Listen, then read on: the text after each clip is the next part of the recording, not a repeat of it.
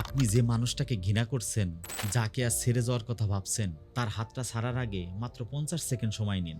এই ভিডিওটা আপনার সম্পর্ক ঠিক করে দিবে না, কিন্তু আপনার মস্তিষ্কের নোংরা খেলাটা আপনাকে ধরিয়ে দিবে। বিখ্যাত মনোবিজ্ঞানী রয় বাউমিস্টারের গবেষণা বলছে, bad is stronger than good. অর্থাৎ আমাদের মস্তিষ্ক ভালো স্মৃতির চেয়ে খারাপ স্মৃতিগুলোকে ৫ গুণ বেশি শক্তিশালীভাবে মনে রাখে। সেই মানুষটা হয়তো ১০ বার আপনার কঠিন সময় পাশে ছিল, কিন্তু তার মাত্র দুটি ছোট ভুল আপনার মগজে এমনভাবে গেঁথে গেছে, আপনি তার সব অবদান ভুলে গেছেন। পৃথিবীতে আমরা কেউ একা সফল হতে পারি না।